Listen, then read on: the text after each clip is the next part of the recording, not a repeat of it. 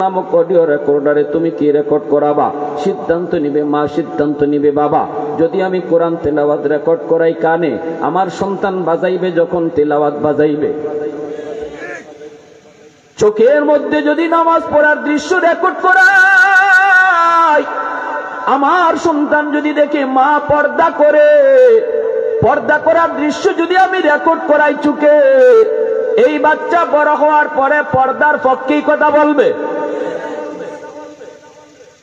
এজন্য আমার সন্তান দুনিয়াতে আসছে আল্লাহর ওলি হইয়া, কবরেও যাবে আল্লাহর ওলি হইয়া। যদি বাপ মা আমানতদারি রক্ষা করে তারে বড় করে, কবরেও যাবে সে আল্লাহর ওলি হইয়া, দুনিয়া আসছে সে আল্লাহর ওলি হইয়া। এটা আমার নবী বলেছেন। এরপরে এই উলায়ত যদি নষ্ট হয়, বুজুর্গি যদি নষ্ট হয়, নবী কয় বাপ মা দায়ী। বাপ মার কারণে সন্তান ইহুদি হয়, বাপ মার কারণে নাসারা হয়, বাপ মার কারণে মুশরিক হয়। নবীজি বলেছেন এই কথা, আমি মৌলবী কই নাই, কইছেন আমার রসুল। এজন্য আমি বলতেছি, ভালো করে শুনবেন। এ যুবক, ভালো করে ইয়াদ রাখো, আমার সন্তান দুনিয়াতে আসা মাত্রই আমি তার প্রথম শিক্ষক, আমার মা তার প্রথম শিক্ষিকা, ঠিক কিনা? আমার স্ত্রী তার প্রথম শিক্ষিকা, আর আমি বাপ তার প্রথম শিক্ষক। এখন আমি তারে যা শিখাইমু, এইটা তার মরণ পর্যন্ত আসর করব। এখনো মনে পড়ে আমার, সেই ক্লাস 3-তে না 4-এ জানি পড়ি, আমার আব্বা একজন জেনারেল শিক্ষিত মানুষ, আমার গোটা ফ্যামিলি জেনারেল শিক্ষিত। এই লাইনে শুধু আমি একা। আব্বা সরকারি চাকরিজীবী, বর্তমানে রিটায়ার্ড, বাইতো সচিব, রানিং উপসচিব, বর্তমানে আইন উপদেষ্টার সচিব, একান্ত সচিব, আমার আপন ছোট ভাই। তো আমার আব্বা যখন এখানে আব্বার পাশে আব্বার একজন বন্ধু আসছেন, আমি ছোট ওই রুম থেকে আব্বার পাশে আসলাম, আইসে একটু বসলাম, বসে একটু ঘেঁষাঘেঁষি করতেছি। ছোট বাচ্চারা দেখবেন বাপ মার পাশে আইসে এমনি ডলাডলি করে, তো মেহমান দেখলে আরেকটু যেন উদাই যায়, তো আইয়া এইভাবে আইয়া একটু ঘষাঘষি করতেছি। তা আব্বা আমারে বলতেছেন, বাবা আইসো তো ভালো কথা, সালাম কই? কি কইছেন? সালাম কই? তা আমি শরম পাইয়া বলতেছি, আসসালামু আলাইকুম আঙ্কেল। তা আমার আঙ্কেল বলতেছে, ওয়ালাইকুম আসসালাম বাবা, ভালো, বেঁচে থাকো, বেঁচে থাকো। উনি তো খুশি, কিন্তু আমার আব্বা বলতেছে, না আমি তোমার সালাম নিলাম না। আব্বা আমারে কি বলছেন?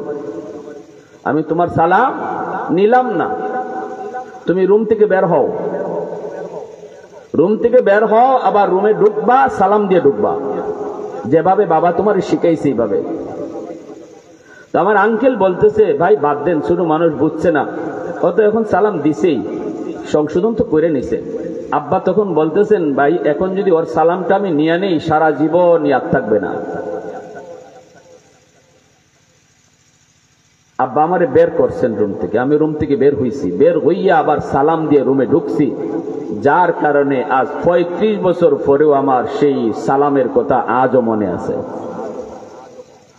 আগেই বলেছি, বাবা হওয়া সহজ, আদর্শ বাবা হওয়া কঠিন। মা হওয়া সহজ, আদর্শ মা হওয়া কঠিন। সবাই তো আদর্শ সন্তান চাই। পৃথিবীতে এমন কোন মা নাই, বাবা নাই যে সন্তান আদর্শ সন্তান চায় না, ভালো সন্তান চায় না। কিন্তু আদর্শ বাবা কয়জন হতে পারলাম? আমার আদর্শ সন্তান পেতে হলে তো আমি বাবাকে আদর্শ বাবা হতে হবে। একটা আদর্শ সন্তান পেতে হলে তো আমি মাকে আদর্শ মা হতে হবে। 16ই ডিসেম্বরে আমি বের হইলাম বেপরদায়, শত শত যুবকের সাথে ডলাডলি করলাম, আর আমি আমার সন্তান আদর্শ সন্তান চাই। এটা কি কোনোদিন সম্ভব বলেন? এজন্য বলি, যুবক ভালো করে শোনাও, আমার আপনার দায়িত্ব, অনেক দায়িত্ব, মা বাবার অনেকগুলি দায়িত্ব। সন্তানকে তুমি সালাম কালাম শিখাও, সন্তানকে তুমি কালেমা শিখাও, সন্তানকে দোয়া দরুদ তুমি শিখাও, এগুলা তো বাপ মার দায়িত্ব। মক্তবে দেওয়ার পরে, মাদ্রাসায় ভর্তি করার আগেই তো বাপ মার কিছু শিখানির দায়িত্ব আছে। আমাদের বাপ মা তো আমাদেরকে অনেক দোয়া দরুদ, এগুলা তো শিশুকালেই ঘরে থাকতেই শিখাইয়া দিয়েছেন, আপনাদেরকেও শিখাইছেন। আগে ছিল, এখন নাই। এখন হইছে মা মোবাইল টিপতেছে, বাবা মোবাইল টিপতেছে, দোয়া শিখাইব কোন টাইমে? ঠিক না? ঘুমের দোয়া যেই টাইমটাতে মা শিখাইবার কথা, যেই টাইমটাতে আমাদের মা আমাদেরকে ঘুমের দোয়া শিখাইছেন, এই টাইমে এই জমানার মায়েরা মোবাইল টিপে টিপে ঘুমায়। এই সময়টা বাবা মোবাইল টিপে টিপে ঘুমায়। সন্তান ঘুমের দোয়া শিখবে কার কাছ থেকে? শিখবে কার কাছ থেকে? ঠিক কিনা ভাই? আমি যদি বলতাম বাবা ডান হাতে খাও, আল্লাহ খুশি হয়, শিশু বাচ্চারা জিজ্ঞাসা, আম্মু আল্লাহ খুশি হইলে কি হয়? এই বাচ্চাদের খাসলত হইল প্রশ্ন করা। তখন আপনি কইতেন আল্লাহ খুশি হইলে বেহেশত পাওয়া যায়, জান্নাতে যাওয়া যায়। তখন এই বাচ্চারা আবার প্রশ্ন করবে, আম্মু জান্নাত কারে করে? ঠিক না? আপনি বলতেন জান্নাত চিরস্থায়ী শান্তির ঠিকানা, মরণের পরে আল্লাহ দিব।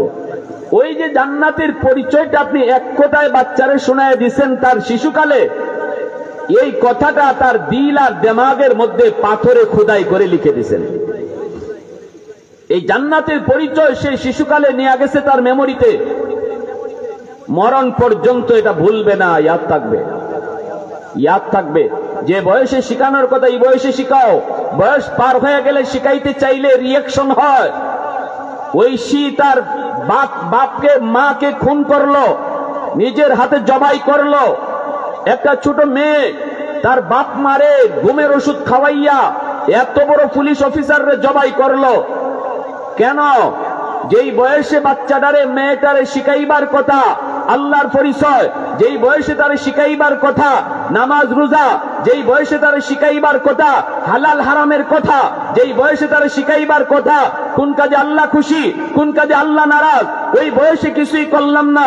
আমি এরকম সেন্টুগেন্টি পরাইয়া আর হাফ প্যান্ট পরাইয়া মেয়েরে নিয়ে মার্কেটে গেলাম, আর যদি আমি কইছি ভাই আপনি মেয়েটার এই পোশাকে লইয়া বাইরেছেন কেন, কইতেন হুজুর বুঝে না বুঝে না বুঝে না।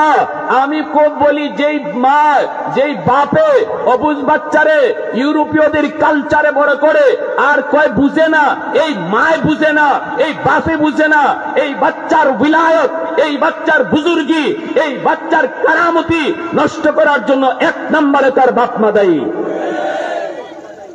বুঝেই যদি না, তাহলে আমার রসুল কেন বললেন দুধের বাচ্চার সামনে তোমরা স্বামী স্ত্রীর গোপন সম্পর্ক যেটা করবা না? রসুল নিষেধ করলেন কেন? জবাব দাও। তুমি যদি বলো আমার মেয়েটারে আমি হাফ প্যান্ট পড়াইছি, এটা তো ছোট বাচ্চা, অসুবিধা কি? আমি সেন্টু গেঞ্জি পড়াইছি, এটা ছোট, বুঝে না, অসুবিধা কি? আমি প্রশ্ন করলাম যদি শিশু বাচ্চা বুঝেই না, আমার রসুল কেন নিষেধ করলেন যে দুধের বাচ্চার সামনেও স্বামী স্ত্রীর গোপন সম্পর্ক যেটা এটা করবা না, তার চোখের সামনে করবা না? কেন আল্লাহ রসুলি কথা বুঝাইলেন? রসুলি কথা বুঝাই গেছেন অবুঝ বাচ্চা যদিও বুঝে না, কিন্তু চোখ দিয়া যেটা দেখে এটা তার মেমোরিতে রেকর্ড হইয়া থাকে। যেদিন সাপ্লাই দিবে রেকর্ড যা হইছে তাই সাপ্লাই দিবে। কষ্ট পাইতেছেন আপনারা? কি ভাই কষ্ট পাইতেছেন? কষ্ট নিয়েন না। আমার আলোচ্য বিষয় এটা, রোগ দইরা কথা কওয়া, এজন্য বলতেছি কষ্ট নিয়েন না। এজন্যই লোকমান হাকিম তার সন্তানকে আল্লাহর পরিচয় শিখাইতেছেন। ওয়াইজ ক্বালা লুকমানু লিবনিহি ওয়া হুয়া ইয়াইযুহু ইয়া বুনাইয়া লা তুশরিক বিল্লাহ ইন্নাশ শিরকা লাযুলমুন আযীম। আল্লাহ পাক রব্বুল আলামিন পবিত্র কোরআনুল কারীমের ভিতরে একখান সূরা আছে, সূরাতুল লুকমান। হয়তো আমরা অনেকেই এই সূরার নামটা শুনছি, অনেকেই সূরা আমরা পড়িও। কোরআনুল কারীমের ভিতরে একজন মানুষের নামে আল্লাহ পাক একটা সূরার নাম করেছেন, সেই সূরাটা হলো সূরাতুল লুকমান। কে ছিলেন লোকমান? তিনি কোন নবী নন, কিন্তু বহুত বড় একজন বলি, আল্লাহ পাকের বহুত বড় একজন বলি। তার নামে সূরার নাম কেন করা হলো যুবক? এই প্রশ্নটা তোমার কাছে আমার, একটু মন দিয়া কথাটা শোনো। লোকমান হাকিম আল্লাহর কাছে এত প্রিয় কেমনে বলেন? কেন হয়েছে? আল্লাহ পাক সূরার মধ্যে বিবরণ দিয়েছেন, কারণটা আল্লাহ পাক জানিয়ে দিয়েছেন। লোকমান হাকিম তিনি একজন আদর্শ বাবা। আল্লাহু আকবার জোরে বলেন। আদর্শ বাবা হওয়ার কারণে আল্লাহর কাছে এত মায়ার, আল্লাহর কাছে এত মায়ার। একজন আদর্শ বাবা হওয়া আল্লাহর কাছে কত পছন্দ, কত ভালো। একটু খেয়াল করে শোনো। লোকমান হাকিম তিনি তার সন্তানকে আল্লাহর পরিচয় শিখাইতেছেন। কেমনে ডাক দিয়েছেন? ওয়াইজ ক্বালা লুকমানু লিবনিহি ইয়া বুনাইয়া লোকমান হাকিম যখন তার সন্তানকে ডাকবে, বাজান, ডাকটা কত সুন্দর। আল্লাহ পাক রব্বুল আলামিন লোকমান তার সন্তানকে আল্লাহর পরিচয় শিখাইতেছে, কোনটা ভালো কাজ, কোন কাজে আল্লাহ খুশি হয়, কোন কাজে আল্লাহ নারাজ হয়, কোন কাজে জান্নাত পাওয়া যায়, কোন কাজে জাহান্নামে যেতে হয়। এই কথাগুলা বাবা তার সন্তানকে সুন্দর করে ডাক দিয়ে বুঝায়া বুঝায়া শিখাইতেছে। আল্লাহর পাকের কাছে এই কথাগুলা এত ভালো লাগলো, এত পছন্দ হলো। আল্লাহ পাক ওই বাবার কথাগুলাকে আল্লাহ তার নিজের কথা বানাইয়া পবিত্র কোরআনের আয়াত বানাইয়া নাজিল করে দিছি।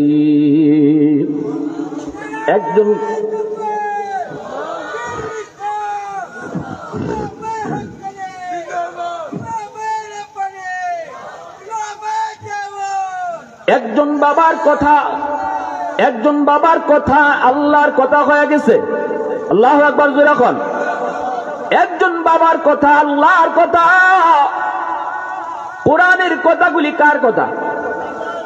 এই মাথা না খেলে মুরব্বী বাবাজিদেরকে কইতেছি না, এখানে জোয়ান পয়েন্ট যারা আছেন তারা তো আমার মতে জোয়ান ভাই, তোমরা আওয়াজ দিবাই, রাজি আছো না? মুরব্বী বাবাজিদের কষ্ট দিও না। যুবকরা, ও আমার যুবক ভাই, খলিজার ভাই, আওয়াজ দিও, আওয়াজ দিও, আওয়াজ দিও। আর বুঝছো যৌবন কালটা বড় দামি আল্লাহর কাছে। এই জমিনে যত আল্লাহর অলি হইছে সব যৌবনে অলি হইছে। যত অলি হইছেন যৌবনে অলি হইছেন, আর বয়স যত বাড়ছে আল্লাহ সম্মান তত বাড়াই দিছে। অতএব অলির দপ্তরে নাম লেখাইবার টাইম যৌবন কাল, অলির দপ্তরে নাম লেখাইবার টাইম যৌবন কাল। আল্লাহু আকবার জোরে কও। লোকমান হাকিম একজন মানুষ, একজন আদর্শ বাবা। ওই আদর্শ বাবার কথাগুলো আল্লাহ পাকের কাছে এত ভালো লাগলো। কি কথাগুলি কয়? কথাগুলি আল্লাহ পাকের পরিচয় শুনাইতেছে, সন্তানকে আল্লাহর পরিচয় শুনাইছেন, সন্তানকে ভালো কাজের উপদেশ দিয়েছেন, সন্তানকে নামাজের কথা বলছেন, সন্তানকে হালাল হারামের কথা বলছেন, সন্তান যেই কাজে আল্লাহ খুশি হয় এই কাজগুলি শিখাইছেন, যেই কাজে আল্লাহ নারাজ হয় এই কথাগুলা তারে বুঝাইছেন। আল্লাহ পাক রব্বুল আলামিনের কাছে কথাগুলা এত ভালো লাগলো। আল্লাহ পাক কুরআনুল কারীমের মধ্যে এই কথাটা এইভাবে কোন নাই, আল্লাহ বাপের কথাটাও উল্লেখ করেছেন। বাপে পুত্রে এইভাবে কইছে, অতএব আমি আল্লাহ এইভাবে কইতেছি। আল্লাহু আকবার জোরে কও। আল্লাহ এইভাবে উল্লেখ করে বুঝাই দিয়েছেন। এই কথাগুলো আল্লাহ ডাইরেক্ট কইতে পারতেন, কিন্তু আল্লাহ ডাইরেক্ট কয় না। আল্লাহ পাক বাপের কথা উল্লেখ করেছে যুবক, তোমাকে আমাকে বোঝানোর জন্য, উৎসাহ দেওয়ার জন্য, শিখানোর জন্য। তুমিও যদি বাবা হও, তুমিও তোমার সন্তানকে এইভাবে উপদেশ দাও। তুমি যদি মা হও, তুমিও তোমার সন্তানকে এইভাবে বুঝাও। বুঝানোর সময় ডাক্তার দিবাই কেমনে? এ বেটা, ধমক দিয়া না, রাগ কইরা না, চিল্লাইয়া না, হাত দিয়া না। আল্লাহ পাক ভাষাটাও শিখাইয়া দিছে। ডাক দিবাই আদর কইরা। যেইভাবে লোকমান হাকিম তিনি তার সন্তানকে বড় আদর করে ডাক দিয়েছেন, ইয়া বুনাইয়া। ইয়া বুনাইয়া শব্দের অর্থ হলো ও আমার আদরের টুকরা বাজান, ও আমার কলিজার টুকরা ফুত, ও আমার কলিজার টুকরা ফুত। এইভাবে আদর কইরে তুমি নামাজের তার শিখাও, এইভাবে আদর কইরে তার আল্লাহর পরিচয় শিখাও। বাজান একটু বসো, বাজান নামাজের কথা, ও বাজান চলো নামাজে চলো। এইভাবে সুন্দর করে ডাক দাও, ধমক দিয়া কইও না, এ বেটা তুই নামাজে যাস না রে, এই নামাজে গেলি না। আল্লাহ কো না না সাবধান, জি পুত্রে ইবার নামাজ হিকানি নাই। আল্লাহ শিখাইতেছেন, জি পুত্রে ইবার নামাজ হিকানি নাই, জি পুত্রে এইভাবে রোজা হিকানি নাই। সুন্দর কইরা বুঝের মাধ্যমে বালাক মায়ার সুরে ডাকতায়। ভাইয়ের আমার, এজন্যই বলছিলাম হযরত রবিয়াতুর রায় বহুত বড় একজন মুহাদ্দিস, বহুত বড় একজন রাবী। ওনার বাবা যখন দাওয়াতের কাজে চলে যাবেন, তখন তার স্ত্রী ছিলেন গর্ভবতী। স্ত্রীকে বলতেছেন, বিবিকে বলতেছেন, বিবি গো, আমার সন্তান যদি ছেলে সন্তান হয়, তুমি তারে আলেম বানাইও, দিন শিখাইও, আল্লাহর পরিচয় শিখাইও। এই যুবক তোমার সন্তানকে তুমি আলেম বানাইবা না, অসুবিধা নাই। তোমার সন্তানকে তুমি হাফেজ বানাইবা না, অসুবিধা নাই। তোমার সন্তানকে তো তুমি মুফতি বানাইবা না, অসুবিধা নাই। ডাক্তার বানাইবা, ঠিক আছে, আমরাও সাপোর্ট করি। তুমি যদি তোমার সন্তানকে পাইলট বানাইতে চাও, আমাদের কোনো অসুবিধা নেই। কিন্তু শোনো, সন্তান ডাক্তার হওয়া তার বড় পরিচয় নয়।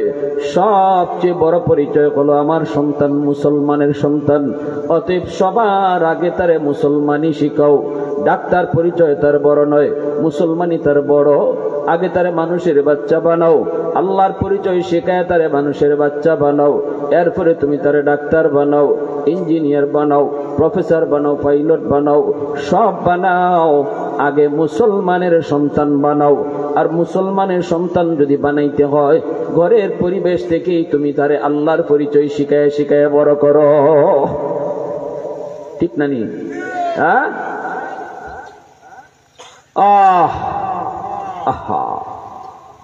পড়ালেখা শিখাইবা, আল্লাহর পরিচয়ের পড়া দিয়া তার জীবনের পড়া শুরু করাও। 5টা বছর তারে মাদ্রাসায় পড়াও, তারপরে হাই স্কুলে দাও। নুরানি 5টা বছর তারে মাদ্রাসায় পড়াও, কলিজার ভিতরে আল্লাহর ভয় ঢুকায় দাও। এ জীবন জীবন নয়, মরণের পরের জীবন আসল জীবন। এই স্লোগান, এই থিওরি সন্তানের কলিজার ভিতরে তুমি ঢুকায় দাও। এই জীবনের প্রতিটা কাজের হিসাব আল্লাহর দরবারে দিতে হবে। কথাগুলি সন্তানের কলিজার ভিতরে ঢুকায় তুমি তারে হাই স্কুলে দাও। 5টা বছর যদি তারে মাদ্রাসার নুরানি মাদ্রাসায় পড়াও, তাহলে সে আল্লাহকে ভালো করে চিনলো, নামাজ ভালো করে শিখলো, আখিরাত ভালো করে বুঝলো, কবর জগৎ সে জানলো। আর এই কথাও বুঝা গেল, এই জীবন জীবন নয়, মরণের পরের জীবনটাই হলো আসল জীবন। এই কথাটাও সে বুঝলো। এই জীবনের সবচেয়ে বড় আদর্শ হলো আমার নবীর আদর্শ। আমার নবীর আদর্শের উপরে কোনো আদর্শ নাই। এই বিষয়টা তার কলিজার ভিতরে ঢুকাও, তার মেমোরিতে ভালো করে এই বুঝটা তুমি ঢুকায় দাও। তারপরে যখন সে হাই স্কুলে যাবে, বেনামাজি হবে না, কলেজে গেলেও বেনামাজি হবে না, ডাক্তার হলেও ডাক্তার হবে, আদর্শ ডাক্তার হবে, ডাকাত হবে না।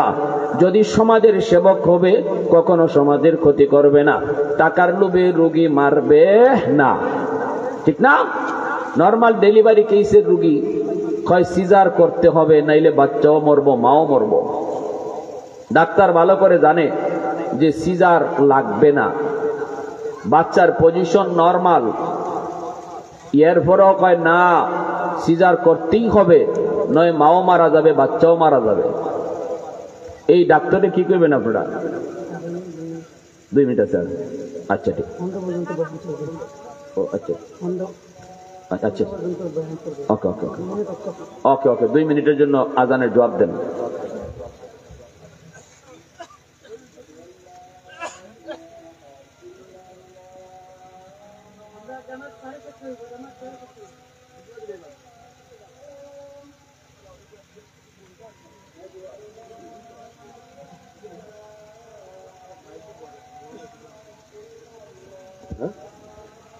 সম্মানিত উপস্থিতি, আমাদের সলাতুল ইশার জামাত 7:30 ঘটিকার সময় অনুষ্ঠিত হবে। হজরতের বয়ান চলবে 7টা 20 মিনিট পর্যন্ত, 15 মিনিট পর্যন্ত।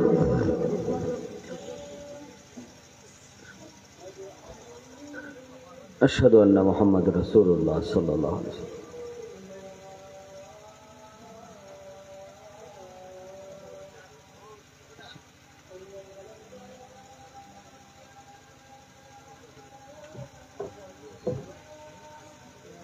لا حول ولا قوة إلا بالله.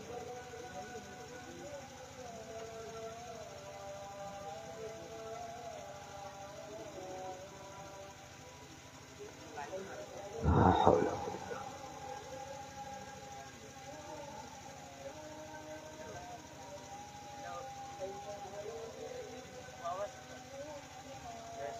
لا حول ولا قوة إلا بالله.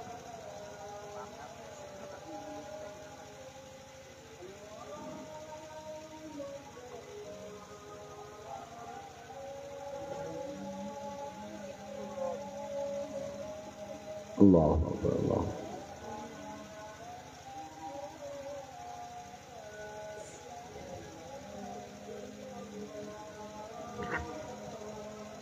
لا ইলাহা ইল্লাল্লাহ আল্লাহুম্মা রাব্ব হাযিহি দাওয়াতিল মুসরাতিল কায়িমাত। বলছিলাম আপনার যে ডাক্তার নরমাল ডেলিভারি কেসের রুগীরে কয় সিজার করা লাগবে টাকার লোভে, 20,000 টাকার লোভে, একটা সুস্থ মহিলাকে সারা জীবনের জন্য অপারেশন করে অসুস্থ বানায় দেয় শুধু টাকার কারণে, এই ডাক্তারের ডাক্তার কইবেন না ডাকাইত কইবেন? এজন্য বলছিলাম মানুষের বাচ্চা জন্ম নিলে মানুষ হয় না, মুরগির বাচ্চা জন্ম নিলে মুরগি হয়। মানুষের বাচ্চা মানুষ বানাইতে হলে কোরআন শিখাইতে হয়, ঠিক কিনা? মানুষের বাচ্চা জন্ম নিলে মানুষ হয় না, তারে মানুষ বানাইতে হয়।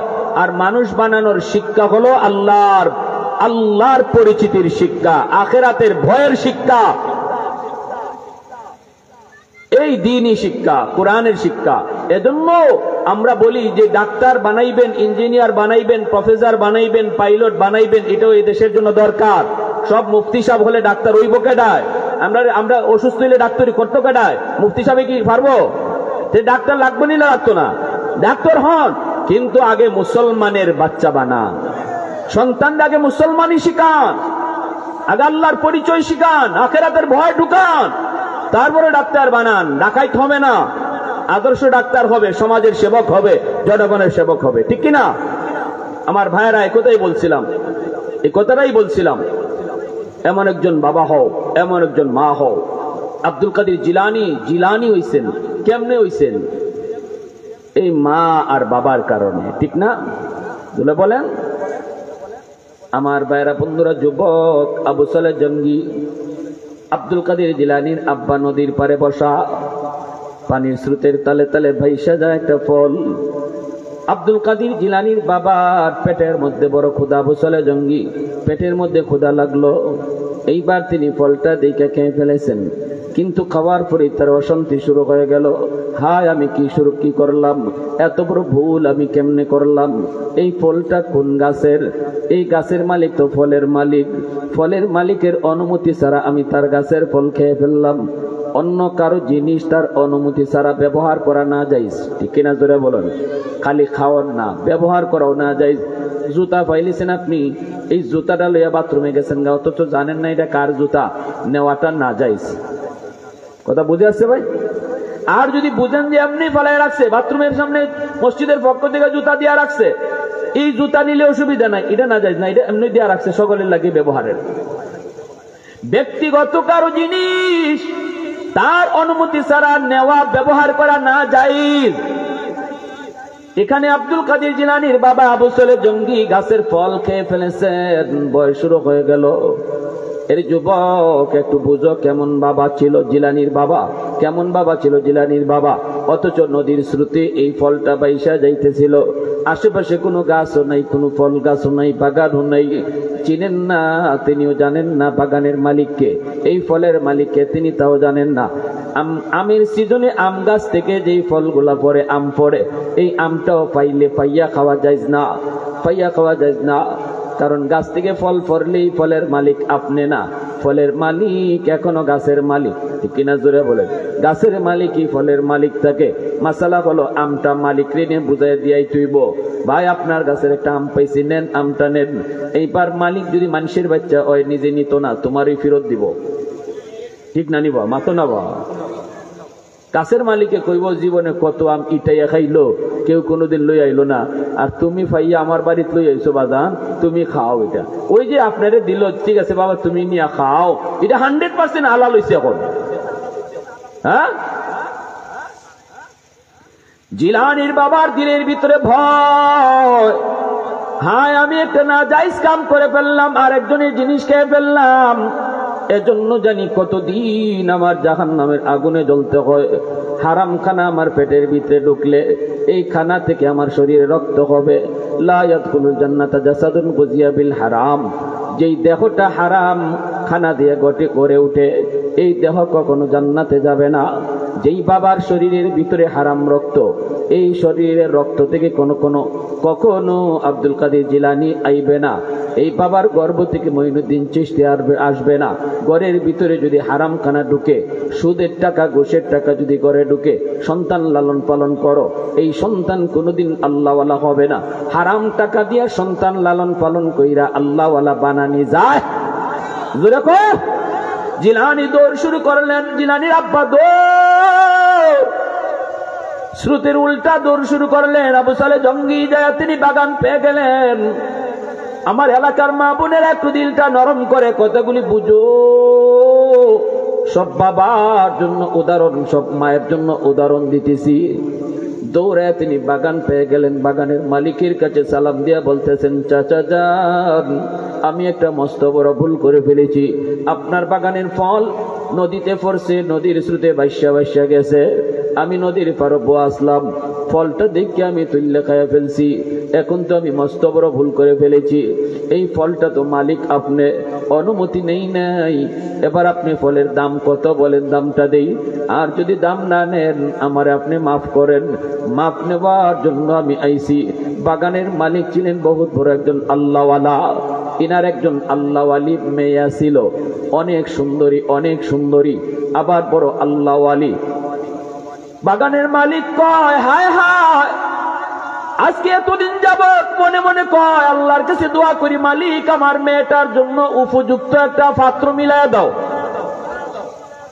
আমার মেয়েটা যেমন আল্লাহওয়ালি, এমন একটা আল্লাহওয়ালা ছেলে তুমি মিলায় দাও। স্বামী স্ত্রী দুজনে আল্লাহর কাছে দোয়া করে। দোয়া করলে, করার মতো দোয়া করলে আল্লাহ কেমনে মিলায় দেয় দেখেন।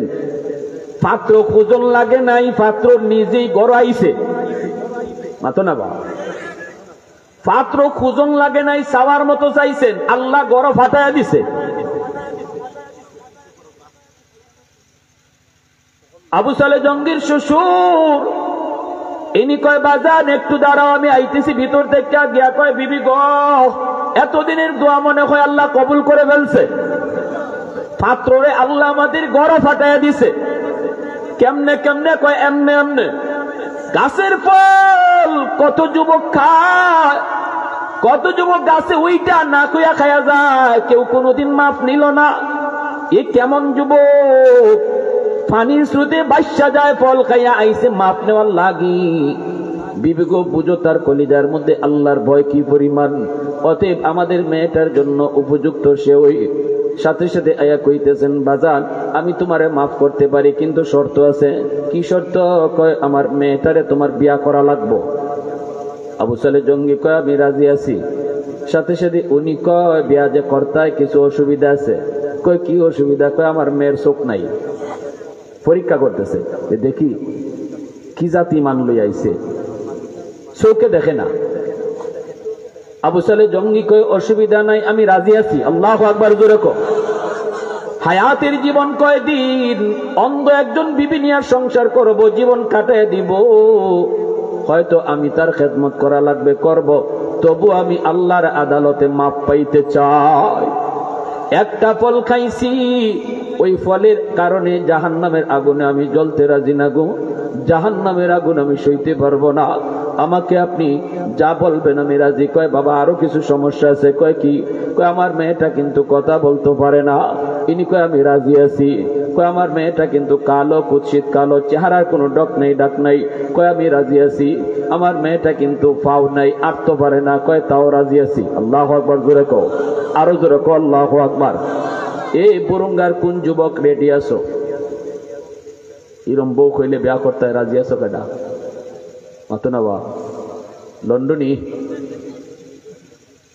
তাও রাজি না। না লন্ডনে দেখিতই তো যদি চোখ না থাকে, লন্ডনে দেখিতই তো যদি কতই কইতো না পারে, ঠিক না নি? ইয়ার পরে বাসর ঘর গিয়া তাই দৌড় মেরে বাইরে আইসো। ইন্না লিল্লাহ। কেন লাগি? বাসর ঘর ঢুকছেন গিয়া দেখুন, আল্লাহ শুনছিলাম কালা, চেহারার কোনো ডক নাই, ডাক নাই, চোখ নাই, কিন্তু ইন বাসর ঘর গিয়ে খালি ঢুকছেন, দেখুন বাসর ঘরের মধ্যে এমন সাজ্জা সুজ্জা, একবারে জান্নাতি হুরের মতো একজন বোয়া, চেহারা এত সুন্দর। আবার উনার পায়ে চাইয়া মুসকে হাসি দিয়া কয়, আসসালামু আলাইকুম ওয়া রাহমাতুল্লাহ। আবু সালে জঙ্গি কয় আমি শুনলাম চোখ নাই আমার পায়ে দিয়ে এভাবে চায়, আবার শুনলাম কথা কইতে পারে না, ও সালাম দেয় কেমনে, শুনলাম পাও নাই দেখি পাও দেখা যায়। দৌড় দিয়া বলতেছেন শ্বশুরজি আব্বা জান আমি আপনি মনে হয় ভুল করে আমার অন্য ঘরে পাঠাই দিছেন, অথবা আমি মনে হয় ভুল করে কারো ঘরে ঢুকে পড়ছি। কয় কেন আপনি? কয় যারে বসে রাখছেন সে তো আমার বউ ওই তো পারে না। কেন? কয় সে তো অনেক সুন্দরী, আবার সে তো আমার পায়ে টক দূরে চাইছে। আপনি তো কইছেন তার চোখ নাই, কিন্তু এত বড় বড় হরিণীর মতো ডাগর ডাগর চোখ, আবার কইছেন কথা কইতে পারে না, কি সুন্দর করে সালাম দিছে। মনে হয় ভুল আপনার হইছে নাই আমার হইছে। তখনই আবু সালে জঙ্গির শ্বশুরে কয় না বাজান, ভুল আমিও করি নাই, ভুল তুমিও করো নাই, যারে দেখছো সেই তোমার স্ত্রী। কেন কইছেন? কয় চোখে দেখে না। কইছি কারণ জীবনে বেগানা পুরুষ আমার মেয়ে দেখছে না, কথা বলতে পারে না। কইছি বেগানা পুরুষের সাথে জীবনে কথা কইছে না, শুধুমাত্র অন্তরের ভিতরে ছিল, এজন্য কইছি অন্ধকার কালো, হাঁটতে পারে না, পর্দার বাইরে কোনোদিন গেছে না, এজন্য কইছি ফাও নাই। এ যুবক, এমন একজন মা এমন একজন বাবার গর্ভ থেকেই আল্লাহ পাক জগৎ বিখ্যাত ওলিদের সর্দার জিলানী আল্লাহ জন্ম দিছে। আল্লাহু আকবার জোরে কও, আরো জোরে কও আল্লাহু আকবার। मैं तालिब मौला हो मेरे इश्क़ निराला, मैं तालिब मौला हो मेरे इश्क़ निराला, है जुमला जहां जिनके तजल्ली से उजाला, मादर दो जहां गैर खुदा यार नदारम, যদি আদে খুদা হি চিদি গুরকার নদরম। আল্লাহু আকবার জোরে কও। এই ছেলেগুলা আমাদের সন্তানগুলা, বাপমার দায়িত্ব। সন্তান শুরু থেকে বড় হইছে, এখন জোয়ান হইছে, যে যুবক হইছে, এখনো বাপমার দায়িত্ব শেষ না। আমার সন্তানে কিতা করে না করে এগুলো বাপমার দেখাশোনা করার দায়িত্ব আছে। সন্তান ওয়াজ মাহফিলে আয়োজন করাইলো, আমি বাপ এখনো বইয়ে বইয়ে ঘরে টেলিভিশন দেখি, আমি চাচা এখনো বইয়ে বইয়ে চা খাই, আর আমার ফুলায় ওয়াজ মাহফিলে আয়োজন করাইছে। এই ফুলায় আগামী বছর যদি মমতাজরে আইনা ফাইটা জায়গা হয়, তাহলে এই সন্তান জাহান্নামে যাওয়ার আগে বাপ মারে জাহান্নামে পাঠাইব। কইবা আল্লাহ আমি যে মমতাজরে আনছিলাম, ফাইটা যায় গাওয়াইছিলাম, কেল্লাগি করছিলাম, আমার মারে আনো আমার বাপরে আনো, আচ্ছা আমার আম্মারে আনো লাগতো না, কারণ আমার আম্মা ওয়াজ আইতে পারত না, আমার আব্বা আইলো না কেল্লাগি, আমার চাচা আইলো না কেল্লাগি, আমার দাদা আইলো না কেল্লাগি, আমার ভাই আইলো না কেল্লাগি, এরারে আনো। আমি তো ওয়াজের আয়োজন করছিলাম, এরা আইসে না দীক্ষা, পরের বছর মমতাজরে আইনা ফাইটা যায় গাওয়াইছি। কথা বুঝে আসে? শুনো, ডং না কথা, এই কথাটাই সঠিক কথা, কারেক্ট কথা। যুব সমাজ তাদেরকে এলাকার মুরব্বীরা ভালো পথে চালাইতে হবে, ঠিক কিনা জোরে বলেন? আমি যদি পিছন থেকে ভালো কাজের উৎসাহ দেই, যুবকরা ভালো পথে থাকবে, আর আমি যদি ভালো কাজের উৎসাহ তাদেরকে না দিই, যুবকরা খারাপ পথে চলে যাবে। যুব সমাজ যেদিকে যায় সমাজ ওই দিকে যায়। যুবকরা যদি ভালো থাকে সমাজ ভালো থাকে। আজ যুবকরা ওয়াজ মাহফিল নিয়ে থাকবে, সমাজ ভালো থাকবে। যুবকরা যাত্রার আয়োজন করবে, গোটা সমাজ নষ্ট হবে। তাহলে আমরা যাত্রা চাই না ওয়াজ চাই? কারা কারা চাই হাত উঠে আল্লাহরে দেখান। আল্লাহ কবুল করো, জোরে কোন আমিন। ওয়া আখির দাওয়ানা আনিল হামদুলিল্লাহি রাব্বিল আলামিন।